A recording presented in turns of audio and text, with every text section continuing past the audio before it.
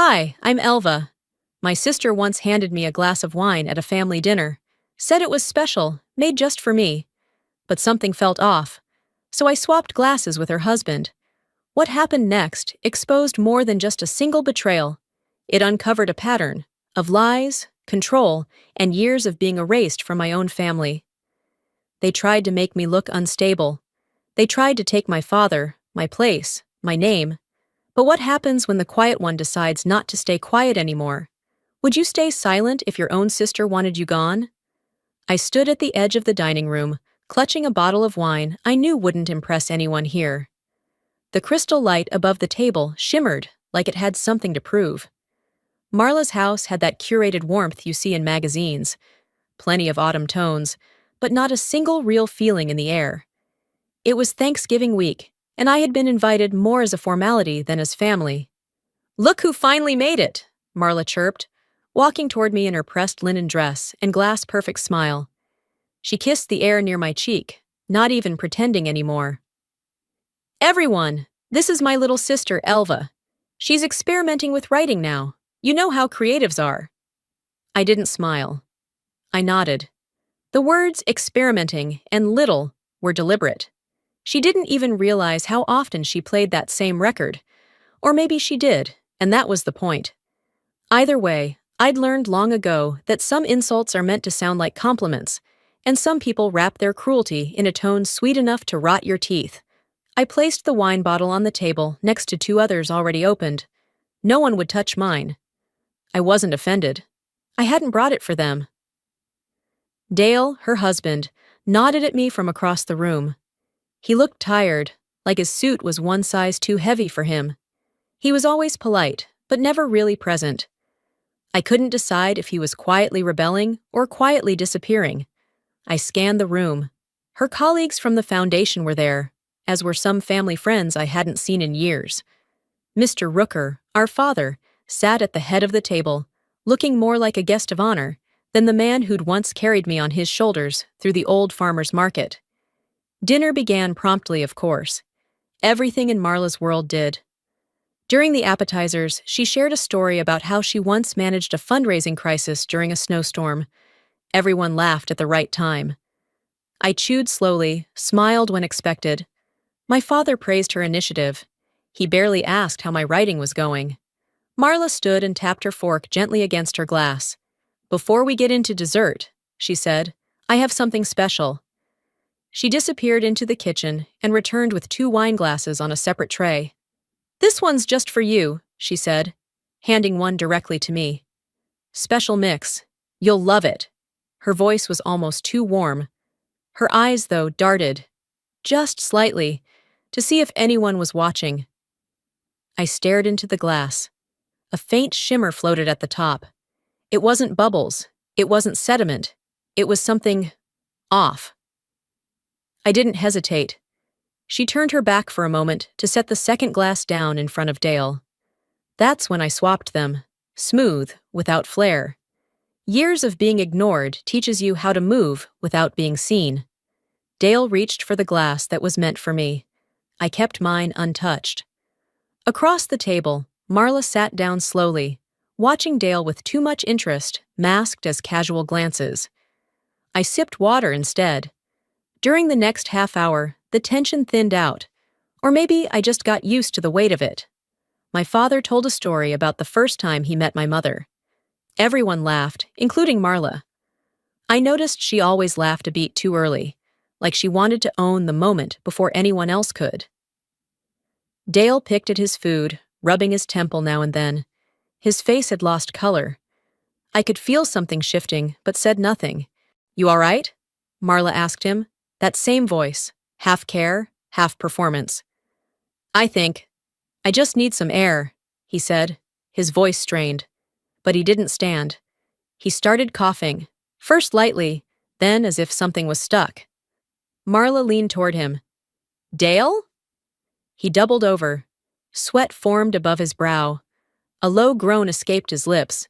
Then he jerked back in his chair and reached for the edge of the table. Someone stood up. "Should we call?" "Dale!" Marla said louder this time, touching his arm with urgency, but not once looking at me. Not once. The dining room exploded in voices and motion. I sat still, hands folded. I watched. I listened. And for the first time that night, I didn't feel like the outsider. Because I knew exactly what had just happened. She hadn't made that drink for her husband. She made it for me. And in that moment, I knew. She didn't just want to humiliate me. She wanted to erase me. Dale's chair scraped loudly against the hardwood floor as his body slumped forward. The panic that followed came in waves. First gasps, then chairs being pushed back, glassware clinking from a nearby buffet, and a voice I didn't recognize shouting, "Somebody call 911!" Marla froze for a beat. Her hand hovered over Dale's shoulder, fingers spread like she wasn't sure whether to steady him or distance herself. And still, she didn't look at me. Not once. Not even as Dale let out a low guttural sound and doubled over, clutching his stomach. Guests darted toward him. Others pulled out their phones. One of Marla's colleagues, Bethany, I think, had already started listing symptoms out loud, like she was narrating a courtroom deposition. Sweating, pale skin, erratic pulse. Meanwhile, I sat back, still and silent, hands folded in my lap. I didn't offer help. I didn't panic. I watched. I waited. And I memorized the moment her face began to crack. It wasn't concern. Not for Dale. It was calculation. Real-time damage control flickering across her features like a faulty light bulb. She kept her voice calm, directing people toward cold water, instructing someone to check for an EpiPen in Dale's coat pocket. It was all an act, and I wasn't the only one who saw it. "He's had shrimp dozens of times," a man across the table said, shaking his head. "This ain't no allergy." I didn't turn toward the voice. I kept my eyes on Marla, who smiled too tightly and said, "Yes, but you never know with these things. Sometimes people develop new sensitivities." Sensitivities. That's what she called it. Dale was groaning louder now, one hand gripping the edge of the table, while the other hung limply at his side. And yet, Marla still didn't show fear, just frustration that the script had gone off track. Minutes passed, or maybe they dragged. I can't tell. Eventually, the paramedics arrived and Dale was wheeled out, barely able to speak. I caught a brief glimpse of his eyes. They were bloodshot, confused. He never looked at me either, but something about the way he avoided my gaze told me he knew. The guests started to leave not long after. Polite murmurs filled the room, but no one lingered. Everyone had an excuse to get back to their car, their dinner, their children. It's amazing how quickly people vanish when the air shifts from celebratory to suspicious. I waited until the front door had closed behind the last guest before standing. The kitchen was clean. Of course it was. Not a trace of disarray, not even a dropped napkin or a wine ring on the counter. But I knew what to look for. Tucked neatly behind the sink was a second wine glass, untouched. I reached for it slowly, my hand steady, my breath measured. The rim still carried the faint shimmer I'd noticed earlier. I held it up toward the pendant light and caught the smallest film resting on the surface, like oil, but clearer. Carefully, I wrapped it in a linen napkin from the drawer and slid it into the tote bag I'd brought. I took a photo with my phone before I did, just in case. You only need to lie once to make someone question everything you've ever said. But if you're lucky, they leave the evidence behind when they're sloppy. Or too confident. I stepped out onto the back patio, letting the air hit my face, cooler now with nightfall just beginning to settle. The garden lights were already on, bathing the landscaping in soft yellows. Marla liked to show things off in layers, inside elegance, outside perfection. But it all masked the same thing: control. Dale once said that during a dinner party at their house, months ago. I'd complimented the table setting, and he'd chuckled, barely above a whisper. "Marla likes things controlled, even family." He'd said it like a joke, but his eyes hadn't laughed. Now I understood. Tonight wasn't about sibling rivalry or petty jealousy. It wasn't even about making me look bad. No, this was strategy. And if Dale hadn't taken that drink, I would have been the one in that stretcher, rolling out the front door to a chorus of well-rehearsed concern. I glanced through the glass back doors, watching Marla clear the plates with clinical efficiency. Her hands moved with the same grace they always did, but she moved faster now, sharper. She was cleaning up, not just the table, but the narrative. Too late. I took one last look at the glass, glowing faintly from inside my tote. It wasn't just a drink, it was proof.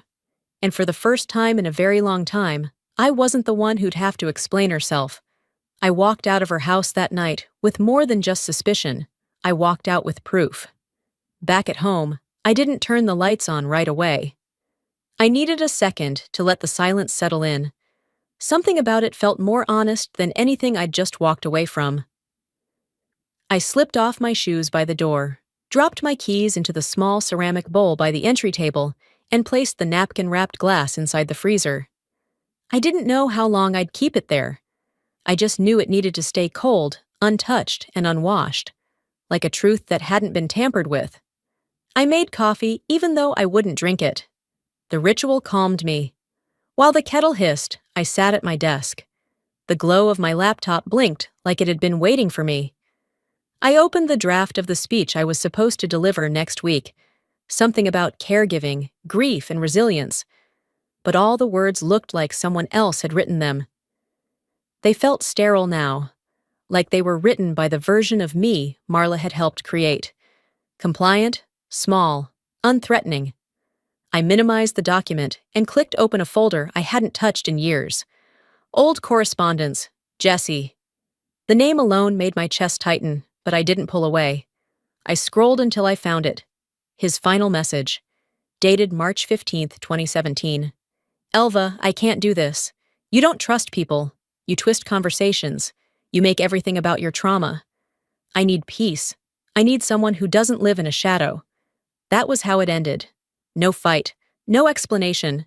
Just a cold signing off from a man who once traced poetry along my collarbone with his fingers. I'd read that email dozens of times before, trying to convince myself he was right. That maybe I had been too much, too damaged. But this time, something about it hit differently. The phrasing felt off, like he was responding to something I never said. I read it again, slower, and then it clicked. That winter, weeks before Jesse pulled away, I'd gotten a strange voicemail from an unknown number. I hadn't saved it, but I remembered the words almost perfectly. You don't deserve someone like Jesse. You're going to ruin him. He doesn't need your broken parts.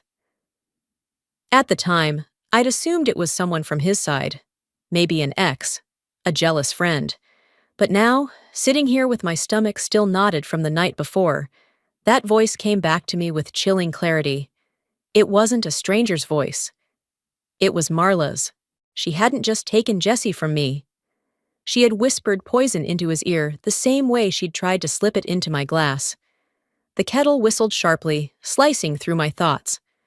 I turned it off, letting the steam rise and fade into nothing.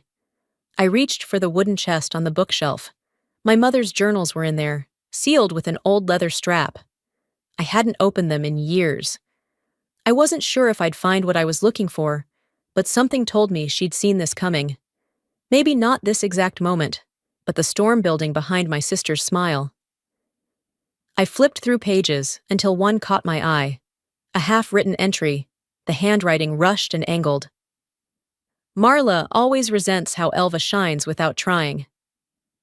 The words hit hard, not because I didn't believe them, but because deep down, I always had. Mom never said it aloud, but she must have known. She'd watched Marla sharpen her edges over the years, always needing to be the one who fixed, solved, managed. I was the mess that refused to stay in her lines. I turned the page. I wish I knew how to protect them both from each other. There was no punctuation, no closure, just that. Like even in her final reflections, our mother didn't know how to untangle the weight between us. She didn't choose sides. She just carried both burdens in silence. I rested my hand on the journal, letting the weight of those words anchor me. My mother had tried. Quietly, gently, but she hadn't been able to stop it. That's when I realized Jesse was never the one that got away. He was just another page Marla had edited. I closed the journal and leaned back in my chair. My apartment was still, the kind of stillness that only comes after you stop looking for answers and start gathering evidence. She hadn't just sabotaged my life, she rewrote it, line by line, like it was hers to edit. By the time I left my apartment 2 days later, the air outside had that crisp clarity that only comes after a cold front. I hadn't planned on meeting Marla, but she'd texted me that morning. Want to grab coffee? Just us. No tension, no punctuation, no emojis. She always kept her digital tone as composed as her real one. I arrived 10 minutes early at the cafe she picked. Neutral ground. Not one of her usual haunts, but not a hole in the wall either. Asheville had no shortage of quaint places where people smiled at you without meaning it. I chose a seat near the corner, not too exposed, but close enough to overhear the entrance if I had to. While I waited, I stirred my tea, more out of habit than taste. That's when I heard it. Her voice drifting from behind me, soft and familiar, but with that edge she only used when she thought no one was watching. She's always been fragile, Marla said. You know, dramatic. She just needs supervision, not attention. I didn't turn around. I didn't even blink. Her voice was aimed at someone sitting across from her. Probably another one of her foundation friends or a mutual acquaintance she trusted. But I knew the tone. It was the one she used when she wanted people to believe they were helping her manage a crisis. Me, of course, without realizing they were just being recruited. I pulled out my phone, one tap, and it started recording audio. She's unpredictable, Marla continued, laughing a little like it pained her to say it. Honestly, I've been looking into guardianship options, just in case, for Dad and maybe later. The woman she was speaking to murmured something, but I didn't catch it. My ears were ringing.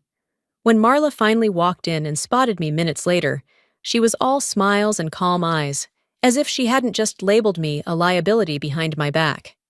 You beat me here, she said, setting her bag down. That's rare. I nodded. I didn't say anything about what I'd just heard. I didn't ask who she'd been speaking to. I just let her sit down and sip her overpriced latte, like we were sisters having a casual afternoon chat. We talked about nothing. Her work, a recent donation gala, the weather. The entire conversation felt like an echo of something once sincere but now hollow. I smiled. I nodded. And when she left, I didn't hug her goodbye. That night, I sat on my couch, laptop open, legal databases loaded. Probate court records weren't always simple to navigate, but persistence has always been one of my better traits. And there it was, filed under her name, request for temporary and permanent guardianship. Rooker, Robert A. I clicked. The language was worse than I'd expected. She'd painted a portrait of me as emotionally unstable, irrational, incapable of participating in decisions concerning our father's health or estate. Phrases like history of mental fragility and prone to erratic behavior jumped off the screen. There were no medical notes, no letters of support, just her signature and her narrative. I printed the document and highlighted every line that weaponized my silence, every carefully constructed sentence that made me out to be someone who needed to be kept out of the way. The next morning, I drove to the assisted living center where our father had moved into months ago. It wasn't a nursing home. It was upscale, private chef, manicured grounds, staff who called him Mr. Rooker, like he was still a man who gave orders, and not just one who was looked after. The receptionist recognized me. You're Elva, right? I nodded. I'd like to see my father. There was a pause. She clicked a few things on her screen and looked slightly uncomfortable. Actually, Ms. Whalen submitted a restriction request last week. Something about minimizing emotional strain for him? I kept my face neutral. Could I get a copy of the visitor log from the last 2 weeks? She hesitated. I don't know if I can... I smiled. Don't worry, I'll have my lawyer ask. 10 minutes later, I had a photo of the screen on my phone. Marla had visited 4 times, each entry logged precisely. Mine? Only once, 2 weeks ago, before the restriction. That wasn't coincidence. That was premeditation. I drove home without turning on the radio. I needed to think in silence. At my apartment, I laid everything out on the table: the audio file, the guardianship petition, the visitor log. I listened to Marla's voice again. How casually she rewrote me into someone fragile, someone inconvenient. She didn't just want to control Dad. She wanted to erase my voice, one legal form at a time. That night, I didn't cry. I didn't rage. I made a list: names, contacts, next steps, and I sent a message to someone who owed me a favor, someone who knew a judge. If Marla wanted guardianship, I'd let her plead for it in front of a courtroom full of people who wouldn't fall for her curated concern. She wants guardianship? She can have a courtroom instead. The next 3 days passed in that strange blur where your body functions, but your mind never quite lands. I checked things off my list, followed up with the court contact, sent over documentation, set reminders to call Dad's lawyer. And still, I couldn't shake the feeling that something else was coming. When Marla made a move, she never just made one. On the third morning, I was rinsing a mug when my phone rang. Unknown number. I let it go to voicemail. A few seconds later, it rang again. Same number. Against better judgment, I answered. "Elva Rooker?" a man's voice asked. "I'm Dr. Michaels, your father's general practitioner." I shifted the phone to my other ear, suddenly alert. "Yes, this is she. I wanted to touch base regarding an email we received. Anonymous, but fairly detailed. It claimed you've been showing erratic behavior and may pose a risk to your father's safety." I didn't speak for a full beat. It referenced personal history, mood instability, impulsive tendencies, even implied there were prior incidents. "Do you have a copy?" I asked, keeping my voice even. "I can forward it, but you should know it was vague enough to avoid direct slander." Still, given its tone and context, I felt obligated to reach out. "Thank you," I said. "Please send it. And if anything else like this comes through, I want to know." He hesitated. "Is there something I should be aware of?" "I think you're already starting to see it." An hour later, the email hit my inbox. It came from a generic Gmail, no signature, no details I hadn't already guessed. But the phrasing, it was unmistakably hers. "Elva's emotional volatility has always been a concern in our family. As her sister, I've tried to support her, but now with Dad's health declining, I worry she might act out of misplaced stress or resentment." Out of all the tools in Marla's arsenal, this one cut the deepest. She wasn't just trying to keep me away. She was reshaping the way others saw me. Quietly, methodically. I stared at the screen, jaw set, until the letters blurred. I didn't cry. I didn't throw anything, but I saved the file, labeled it Weapon 1. That night, I sat in bed scrolling through the family group chat. It had been unusually quiet lately, and something about that felt off. I refreshed the thread and saw it. A new one. Rooker family, updates. Photos filled the screen. Dale, resting in a hospital bed, giving a weak thumbs up. A selfie with Marla at his side. A caption. "He's recovering well. Thanks for the prayers." Every cousin, aunt, and church family friend was tagged. All smiles and emojis. Except I wasn't there. I scrolled to the top. My name wasn't even on the list. She didn't block me. She just left me out. And no one said a word. Not one person noticed I was missing. The next morning, I walked into Marla's office without an appointment. The receptionist looked startled, but I didn't stop. Her glass office door was half open, and she glanced up just as I stepped in. "Elva, what?" I dropped a folder on her desk. She looked down at it, expression unreadable. "What is this?" "An email you wrote, and a group thread you built to bury me." "Elva, you didn't want to kill me with poison. You wanted to erase me with reputation." Marla sat back in her chair, folding her arms. "You've always been dramatic. I'm just protecting what's left of this family." Her voice was steady, calculated, like she was talking to a donor, not a sister. You're not protecting anyone, I said, leaning in. You're rewriting the story so no one remembers I was ever part of it. She didn't respond. You think being quiet makes you safe. It doesn't. It just makes you mistaken for a savior. Marla's jaw flexed, but she kept that professional calm painted across her face. I didn't give her the satisfaction of slamming the door when I left. I walked out the same way I'd walked in, deliberate, quiet, and with a plan. Back at my apartment, I opened the folder on my laptop labeled Strategy. I added 2 new files. Weapon 2, Email Smear. Weapon 3, Social Erasure. I wasn't interested in proving her wrong anymore. I was going to show everyone who she really was.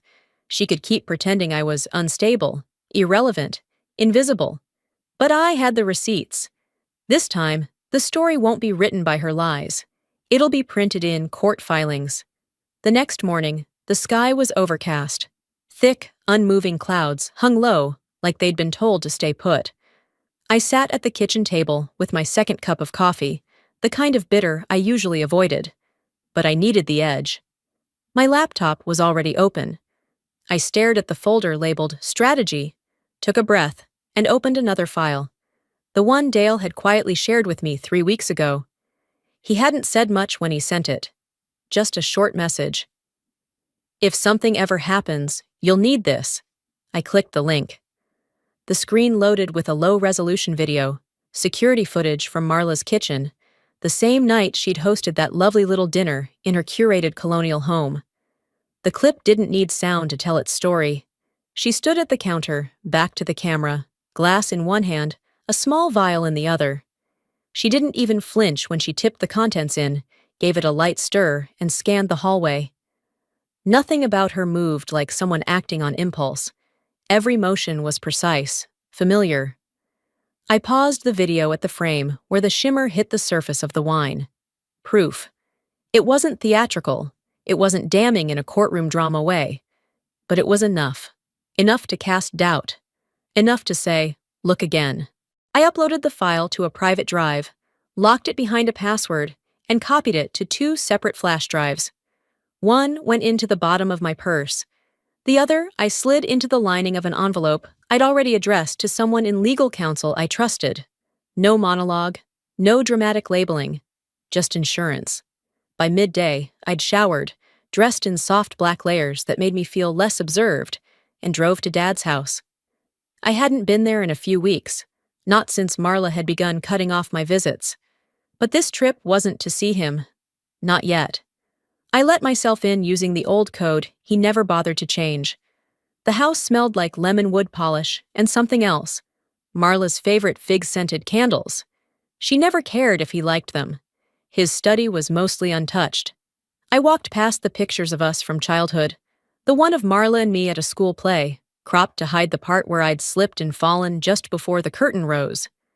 On the bookshelf, tucked between 2 atlases, sat the antique edition of Hemingway's short stories I'd given Dad for his birthday last year. Leather-bound, gold lettering, personal. I pulled it gently from the shelf, opened the front cover, and read the inscription. To Dad, from your loving daughter, Marla. I didn't need to feel the sting in my gut.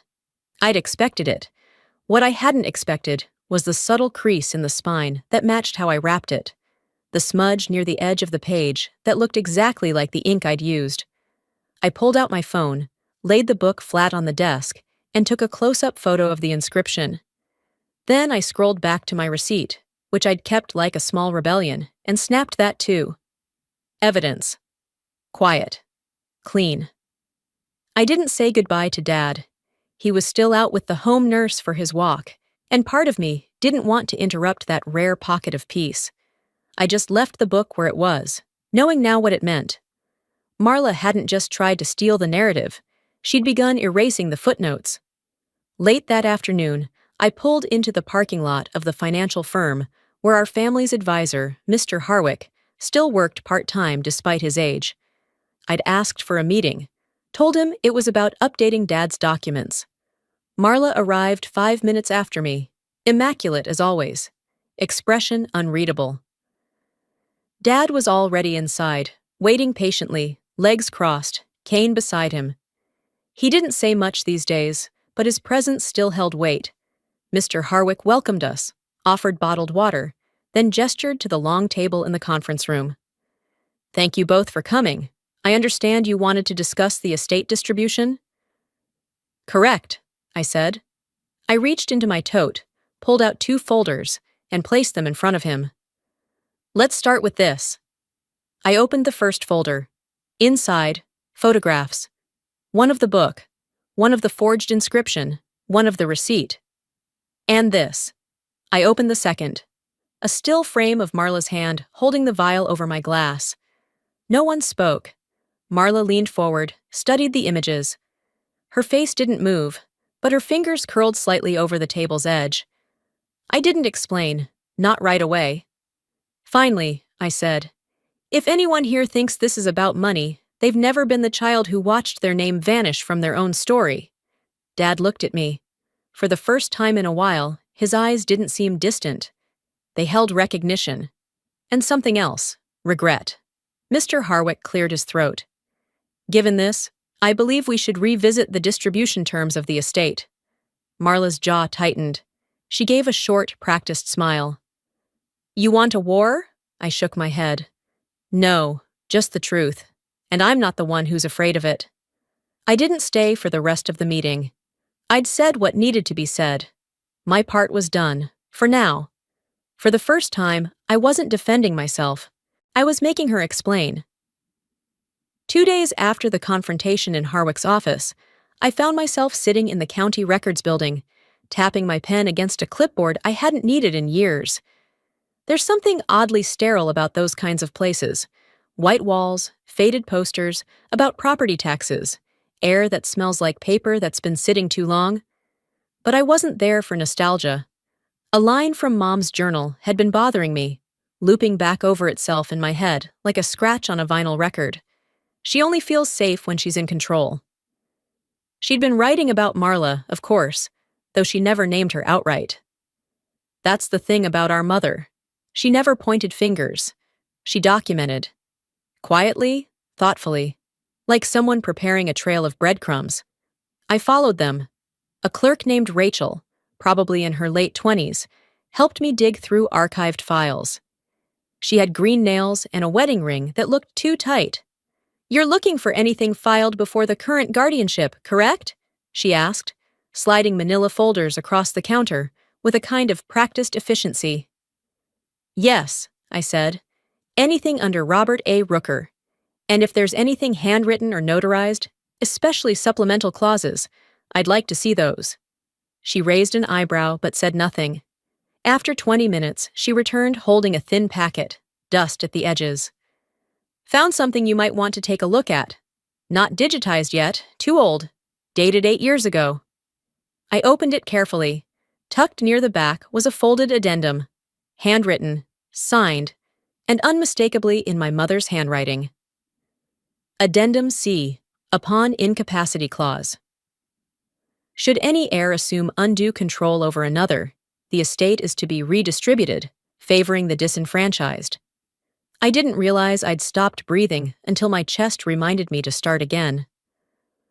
I scanned the page twice more, then asked for certified copies, and thanked Rachel with a handshake firmer than I expected from myself. It was mid-afternoon by the time I pulled into the driveway of a modest ranch home on the east side of town. The shutters were peeling, but the lawn was neatly trimmed. I knocked once and waited. The door opened to reveal Mr. Lawton, retired attorney, former partner in Dad's old firm, and one of the few people my mother had trusted with anything. "Elva," he said, surprised. "Well, haven't seen you since. Goodness, high school maybe?" I smiled faintly. "I'm hoping you can help me answer something only you'd know." He stepped aside without asking what it was. Inside, I laid the addendum on his coffee table. His face shifted from nostalgia to something more serious as he read. "She asked me to notarize that personally," he said, voice low. "She didn't want anyone else in the office handling it." "Did she say why?" He nodded slowly. "She said, and I quote, 'I love both my daughters, but one of them will mistake control for protection. And if that happens, this needs to speak louder than I can. I looked away for a second, blinking more than I needed to. She asked me not to file it unless the estate came under conflict. He added. It has, I said simply. He handed the document back, then signed an affidavit without hesitation. You didn't hear this from me, but you're doing the right thing. On the drive home, I didn't feel triumphant. I felt solid, like I was carrying a weight that belonged to more than just me now. Back at the apartment, I laid out everything on my living room table. Footage of Marla with the glass. Photos of the Hemingway book with the wrong inscription. A copy of the anonymous email to Dad's doctor. Screenshots of the group text I'd been silently cut from. And now, the notarized clause from Mom's hand. I labeled the folder Contingency and sent a secure copy to my attorney. Then, I picked up the phone and made the call I'd been putting off. Hi, this is Elva Rooker. I'm requesting an emergency hearing to petition for independent supervision of my father's estate. No emotion in my voice, just facts. It was the kind of calm that doesn't come from peace, but from certainty. By early evening, my phone buzzed. A text from Dale. Dale. She hasn't said a word to anyone since your meeting. That usually means something's brewing. Just, don't be alone at the board dinner next week. I stared at the message for a while, then typed back, I won't be. This time, I'm walking in with every truth she's tried to bury. I turned off my phone, stood in front of the window, and watched as the last of the day slipped behind the mountains. She buried the clause. I'm about to unearth the consequences. The night of the banquet arrived with an almost eerie calm. The sky had cleared by late afternoon, but the crispness in the air hinted at change. I dressed with quiet precision. Black dress, pearl earrings, a neutral expression I'd practiced in the mirror. The USB drive was tucked neatly in a side pocket of my purse, alongside a spare if things went sideways. Not that I planned for chaos, but I knew better than to expect anything else when Marla was involved. The event was held at the Central Hall downtown, a grand, high-ceilinged venue used for charity dinners and political fundraisers. I arrived 15 minutes before the program started. Just enough time to be seen but not studied. Dale spotted me across the room. He gave a slow nod. No smile. But that was more than I needed. Inside, the place was filled with people I didn't recognize. Friends of the family, colleagues, benefactors of Marla's foundation. There were name tags and floral centerpieces, and a large projector screen hovering above the stage like a quiet witness. My father sat near the front, wheeled in earlier by an aide. He looked alert tonight, more present than I'd seen him in weeks. I walked over and touched his shoulder gently. He looked up, and when he saw me, something in his eyes softened. No words, just a small nod. That was enough. Marla took the stage not long after. She wore a champagne-colored dress, hair perfectly styled, her voice warm and deliberate as she welcomed everyone. Tonight is not about me, she began, which usually meant it would be. It's about a man who taught us the value of resilience, of doing the right thing, even when no one's watching. There were slides, of course, a perfectly curated trip through our childhood. Marla's piano recitals, family vacations, holidays, award nights. My face flickered in exactly 2 photos, once as a toddler and once standing blurry in the background of a beach shot, holding a towel. Not one mention of my name, not once. Applause came easily when she finished, the kind of clapping you do out of habit. And just as the MC moved to take back the mic, I stood. I was asked to say a few words, I said calmly. I hope that's still all right. The room quieted like someone had dropped the volume dial. A few turned to look at Marla. She froze. I didn't wait for her to answer. I stepped forward, removed the USB from my purse, and handed it to the technician off stage. Can you play this, please? The lights dimmed. The screen went black. Then it began. Marla at the kitchen counter, her hands moving with practiced ease, the vial, the wine glass, stirring, glancing over her shoulder. Next slide. An up-close photo of the Hemingway book, the inscription bearing her name, followed by the receipt I'd found, time-stamped with my signature. Then came the screenshots, the email smear, the private group text from which I'd been excluded, and finally, a scanned image of Addendum C. Our mother's handwriting, her signature, the clause she'd written years ago. Should any heir assume undue control over another, the estate is to be redistributed, favoring the disenfranchised. No narration, no music, just silence. And the truth. Marla stood up halfway through, walked toward the projector like she meant to stop it. But Dale, standing near the side of the room, gently stepped in her way. She didn't fight him. When it ended, there was no applause. Only stillness. The kind that doesn't ask for confirmation. Just acknowledgement. I turned toward my father. His eyes were glassy, hands trembling slightly in his lap. "I didn't know," he whispered. "You don't need to fix it," I said, voice low, meant for him alone. "You just need to see it." He nodded. And that was it. The evening unraveled quietly after that. No shouting, no grand gestures, just murmurs, people avoiding eye contact, slow exits under the weight of discomfort. Marla disappeared without saying goodbye. I watched her slip out a side door, heels clicking a little too fast. I stayed long enough to see the flowers on the table start to wilt. Near the buffet, my phone buzzed. National Conference Board. "We've moved your keynote to the primetime slot. Full broadcast confirmed."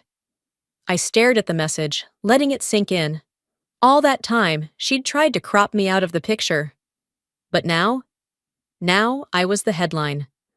I left the hall with my coat draped over my arm, walking slow through the cool night air. People glanced at me, some with sympathy, others with curiosity. But I kept my head level. Tomorrow, I speak to the world. But tonight, I spoke to the truth. 2 days later, I stood behind the curtain at the National Conference Hall in Washington, D.C., fingertips brushing the edge of a worn note card I didn't plan to read from. The room beyond was full, chairs lined with strangers and colleagues, local officials, and families who came not for me, but for something to believe in. It didn't matter. I wasn't here for applause. The stage manager gave me the nod. I stepped forward into the light. I adjusted the mic, inhaled slowly, and let the silence settle. Not the uncomfortable kind, but the kind that clears a path. "I used to believe silence protected peace," I began, voice steady. "But now I know, it only protects power." There wasn't a flicker of movement in the room. "I'm not here to accuse anyone. I won't name names, but I want to talk about what happens when truth is treated like an inconvenience. When families function more like curated press releases than places to be known." I told them about my father, his quiet strength, the way he used to hum old hymns when he forgot the words to conversations, about how caregiving was more than medical schedules. It was about memory, dignity, forgiveness. I told them about being erased, not with force, but with omission, and how the most dangerous kind of betrayal often looks like protection on the surface. There were no dramatics, no raised voice, just truth, laid bare, moment by moment. When I finished, I stepped back, thanked them, and walked off stage without waiting for what came next. Behind the curtain, the coordinator squeezed my hand gently. "You didn't just speak," she said. "You echoed something half this room has lived through." By the time I made it to the lobby, I'd already received 2 messages. The first was from a woman I'd never met. Elderly, elegant handwriting in a note that read, "You said what many of us lived, but never had the words for. Thank you for finding them." The second was from Dale. "Dale, she won't admit it, but she heard you. And she's shaken." I didn't reply. There wasn't anything left to say. The next morning, I boarded a flight back to Asheville. I didn't check my email until I'd landed. Among the newsletters and work requests was a message from the estate court. I opened it on the tarmac, standing by the window. Subject: Final notice. Estate ruling body. Guardianship temporarily revoked. Independent fiduciary assigned. Ms. Weiland removed from legal authority over all estate matters. No headlines, no cameras. Just a quiet reversal. The kind of justice that doesn't need to be loud to be real. When I got home that evening, the apartment was still. I watered the plants, made tea, folded the throw blanket on the couch I never quite sit on properly. Life, it seemed, had found its edges again. Later, I heard a knock. I opened the door to find my father standing there with his cane and the aide a few steps behind. "I asked to stop here first," he said, "if it's all right." I stepped aside and let him in. He didn't stay long, just enough to look around the room, nod to himself, and hand me a worn envelope. Inside was an old photograph, me and Marla as kids, sitting on the porch, ice cream melting in our laps. But this wasn't the edited version she'd used for the slideshow. My face wasn't faded. I wasn't cropped. I was there, fully, freely. "I found the original," he said, "not the one she used." I sat down next to him, the photo in my lap. "I should have asked more questions," he said softly. "You shouldn't have had to," I answered. "But thank you." We sat there a moment longer. No need to say more. After he left, I placed the photo on the mantel. This story was never about poison. It was about being erased, about what it costs to stay silent when someone else is writing your ending. But not anymore, because this time I didn't ask to be seen. I became visible on my own terms. I didn't win. I just stopped losing to a version of me that never existed. Before we close this story, I want to share something personal, something I've only truly understood after living through every silent battle, every moment I was made to feel small, and every quiet victory that followed. If you've ever been made invisible in your own family, if someone close to you has tried to control your story, your reputation, or your place in the room, you're not alone. For a long time, I believed staying quiet meant keeping the peace. But the truth is, silence doesn't create peace. It creates space for others to rewrite your life, one omission at a time. And healing? It doesn't always come with applause. Sometimes, healing looks like choosing to speak, even if your voice shakes. Sometimes, it's choosing to no longer need their permission to exist fully. You don't have to shout to be powerful. You don't have to fight to be heard. You just have to stop letting someone else narrate your worth. So now, I ask you, have you ever been pushed to the edges of your own life by someone you love? Have you ever had to reclaim your name from someone who tried to redefine it? If this story resonated with you, even just a little, leave a comment below. Let me know where you're watching from. Type 1 if it touched your heart, or share your own experience. If it didn't connect with you, tell me why. I'd love to hear what you see from your side. We're here to listen, to share, and to grow. And if you want more stories like this, real, raw, and human, subscribe to this channel so you don't miss what's coming next. Your voice matters. And no one gets to take that from you. Thank you for being here. Let's keep going, together.